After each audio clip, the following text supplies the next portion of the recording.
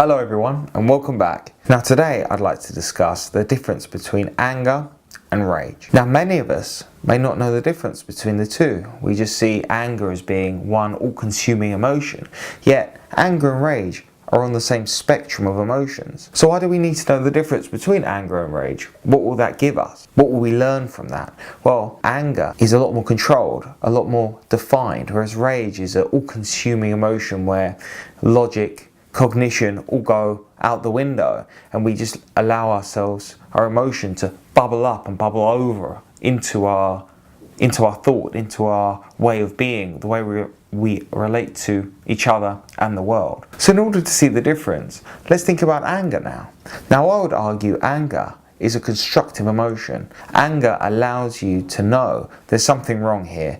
You need to either construct a boundary between you and a friend to let them know that what they're doing isn't right. You're not happy the way life's going in that circumstance, so you get angry. I see anger as being a positive, life-affirming response to a situation. You may feel almost that you should suppress it, that you shouldn't entertain the thought or the emotion of anger, yet actually it's showing you that there's something not right here. Something needs to change.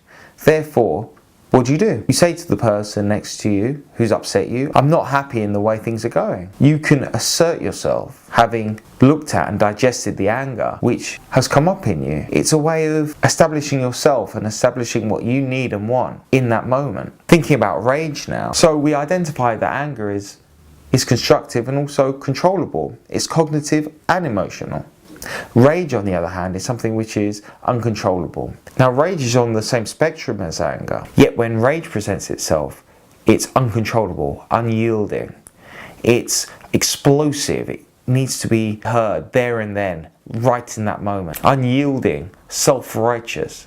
It doesn't respond to any intellectual, cognitive, or emotional response. It just needs to come out. And why is that? Why can't we relate to ourselves and our surroundings in the same way that anger allows us to, in a controlled cognitive and emotional state? The reason why is because rage is all that anger, all that emotion that's been bubbling up in us for days, months, or even years, almost exploding out of us. It's, I need to be heard, I need to be seen, this needs to change right now. It's a response. It's a response from us pushing our emotions and pushing indeed ourselves to the side in order to accommodate others. And rage comes up and people say, no, stop being angry. But as we've discussed, anger's slightly different. Anger's controlled, but rage is seen in the same light as anger. So therefore we run from both of them, which is why we get rageful, which is why that uncontrollable rage comes up in us, because we're told to run from our anger. We're told to control ourselves, to mediate our feelings within us. But that rage is trying to tell us something, and we're trying to tell others with the rage that we're expressing. What I want to make you aware of is that anger isn't bad. Anger is trying to tell you something, another emotion which we've been pushed by the wayside.